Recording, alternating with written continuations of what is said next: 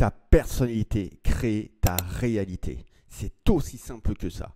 Et ta personnalité est composée de ta manière d'agir, de penser ou de ressentir des émotions.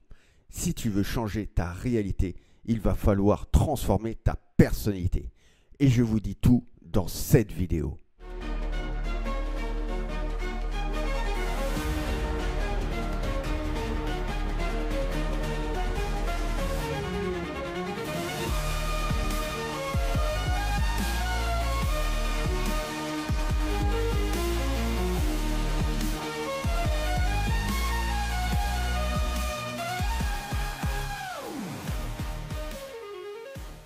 Alors, dans cette vidéo, on va voir plusieurs personnes comme les introvertis, les extravertis, les personnes timides, les sensibles ou hypersensibles, les empathes ou hyperempathes.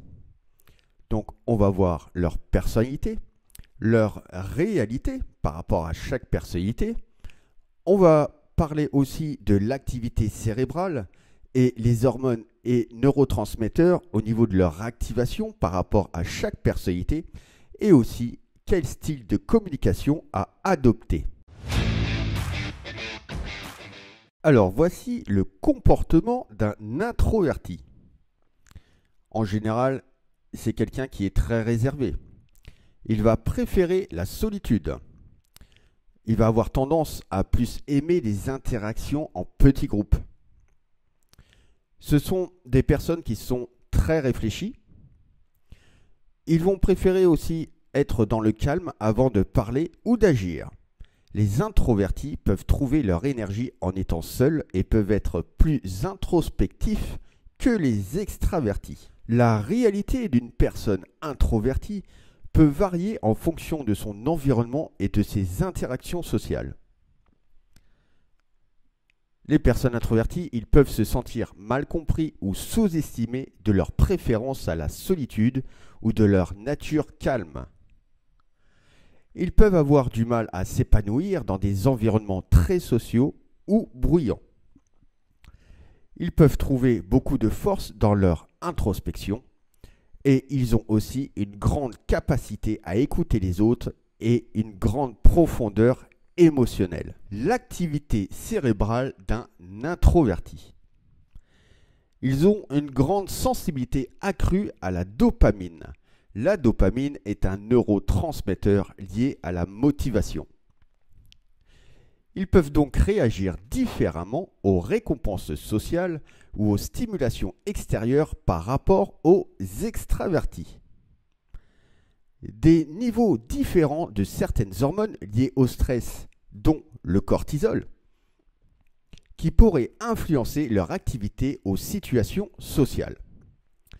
Ce qui va être très important, ces différences biologiques pourraient contribuer à expliquer certaines de ces préférences comportementales des personnes introverties en termes d'interaction sociale et de traitement de l'information. Alors maintenant, le style de communication à adopter avec une personne introvertie. Il faudra avoir une communication calme, respectueuse et non intrusive. Poser des questions ouvertes, et j'insiste sur le mot ouverte, qui lui permettra de s'exprimer à son rythme et sans pression. Créer un environnement confortable. Un environnement aussi qu'il se sente à l'aise pour partager ses pensées et ses sentiments. Et enfin, respecter le besoin de solitude. La personnalité d'une personne extravertie. Généralement, elle est très sociable. Elle est énergique et aime être entourée de gens. Elle est confiante et aime les interactions sociales. Est facilement expressive de ses sentiments et de ses pensées. Le comportement par rapport à sa propre réalité d'une personne extravertie. Elle tire généralement son énergie aux interactions sociales extérieures. Et elle est perçue beaucoup plus expressive et ouverte que les personnes introverties qui vont plus préférer un environnement calme et leur solitude. L'activité cérébrale pour une personne extravertie. Les personnes extraverties auront tendance à avoir des niveaux beaucoup plus élevés dans certaines régions du cerveau. En l'occurrence, le cortex préfrontal ventromédian, le striatum. Ils vont avoir aussi des niveaux beaucoup plus élevés de dopamine et aussi de sérotonine, qui joue un rôle essentiel sur l'humeur et le comportement social. Le style de communication avec une personne extravertie. Il est beaucoup plus efficace de communiquer de manière plus directe, ouverte et dynamique. Ce sont des personnes souvent énergiques, enthousiastes et aiment interagir avec les autres. Il sera utile d'être engageant, de montrer de l'intérêt pour participer activement à la conversation. Les expressions faciales, les gestes et les signaux non verbaux sont importants pour communiquer efficacement avec une personne extravertie. Et enfin, ils sont souvent sensibles à ces signaux et peuvent y répondre positivement. La personnalité d'une personne timide. Elle est généralement introvertie. Elle aura tendance à éviter les interactions sociales ou se sentir mal à l'aise en présence de personnes inconnues. Elle peut être plus tranquille, calme et plus réfléchie. Elle sera aussi sensible aux critiques et avoir du mal à s'exprimer ou à prendre des initiatives dans des situations sociales. Donc, il va se cacher aussi certaines choses si la personne timide est sensible aux critiques, comme par exemple la peur d'être rejetée ou la peur d'être jugée. La réalité d'une personne timide. Elle peut parfois se sentir mal à l'aise dans des interactions sociales. Elle peut avoir du mal à nouer des liens ou à s'ouvrir aux autres. Elles peuvent ressentir de l'anxiété sociale et avoir besoin de temps pour se sentir à l'aise avec de nouvelles personnes. Elles ont aussi une grande qualité comme l'écoute attentive, la réflexion profonde et la prudence dans ces interactions sociales. L'activité cérébrale des personnes timides. On aura une réponse beaucoup plus élevée dans les régions associées à l'anxiété sociale comme l'amygdale cérébrale. On aura une activation réduite dans les régions associées à la récompense sociale comme le cortex préfrontal ventromédian.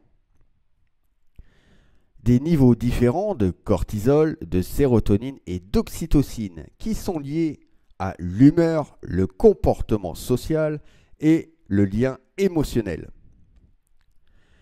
On peut observer aussi que chez les personnes timides, elles auront une sensibilité au stress, l'anxiété sociale et une réactivité émotionnelle. Le style de communication à adopter avec une personne timide.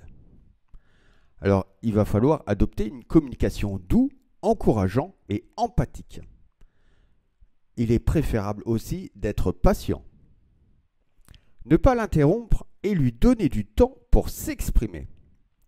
Poser des questions ouvertes et montrer de l'intérêt pour ce qu'elle a à dire. Important de créer un environnement rassurant pour qu'elle se sente à l'aise. Et il est aussi essentiel d'être respectueux et être sensible aux émotions de la personne timide pour avoir une meilleure compréhension. La personnalité d'une personne sensible ou hypersensible. Il faut savoir que chez les hypersensibles, les émotions sont beaucoup plus intenses que la moyenne. Alors bien sûr, on va trouver une forte activité émotionnelle et sensorielle. Ce sont des personnes très empathiques et intuitives. Ils ont une capacité à entrevoir et ressentir les émotions des autres de manière intense. Ils sont très réceptifs aux stimuli sensoriels comme la lumière, le bruit ou les textures, ce qui peut les submerger. Ils sont très créatifs et ils ont cette capacité à voir la beauté dans des choses subtiles. La réalité d'un hypersensible. Une réceptivité accrue aux stimuli émotionnels, sensoriels et environnementaux. Facilement submergé par les émotions des autres. Alors les émotions des autres, qu'elles soient positives ou négatives. Peuvent ressentir les choses de manière profonde et intense. Ils peuvent aussi ressentir un stress ou une fatigue émotionnelle beaucoup plus important. Profonde capacité d'empathie et de compassion. Ils peuvent aussi également avoir besoin de temps pour se retrouver seuls, pour se ressourcer. L'activité cérébrale d'un hypersensible. Et on remarque plusieurs choses. Une réactivité accrue dans les régions associées au traitement émotionnel comme l'amygdale cérébrale et le cortex cingulaire antérieur.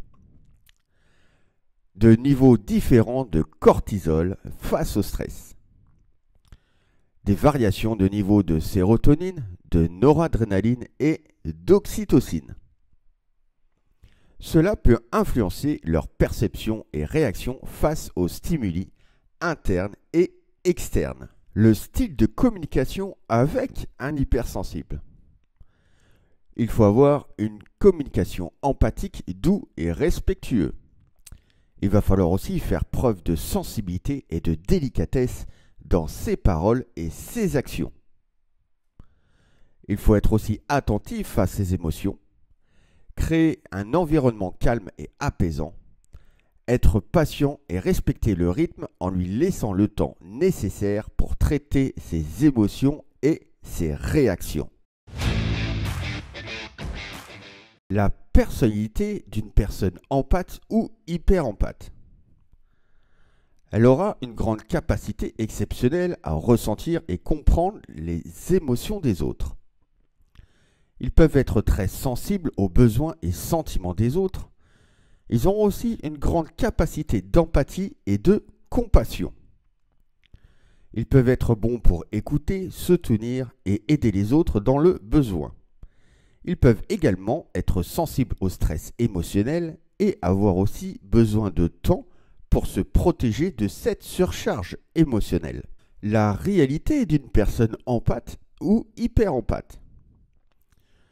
Bien sûr, cette personne aura une sensibilité extrême aux émotions des autres et à leur environnement émotionnel.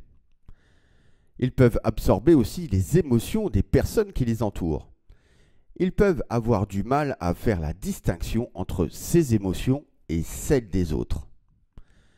Ils peuvent ressentir un stress accru à ressentir en profondeur la souffrance des autres. Souvent, ils ont une grande intuition et une profonde compassion. L'activité cérébrale d'un empathe ou hyperempathe. L'activité cérébrale sera vraiment spécifique pour eux, due à l'absorption des émotions des autres ainsi qu'à leurs propres émotions. On aura une réactivité accrue du cortex cingulaire antérieur et aussi à la région du système miroir. On aura aussi des variations de niveau de sérotonine, dopamine et oxytocine. Ils peuvent influencer leur perception et réaction aux émotions des autres, ainsi qu'à leurs propres émotions. Le style de communication qu'il va falloir adopter avec un empathe ou hyperempathe. Il est crucial d'adopter une communication empreinte d'empathie, d'écoute active et de soutien. Important aussi de reconnaître et de valider ses émotions en faisant preuve de compassion et de compréhension. Être aussi attentif à ses limites et en respectant sa sensibilité. Ta personnalité crée ta propre réalité. Ta réalité changera à partir du moment que ta personnalité aura évolué.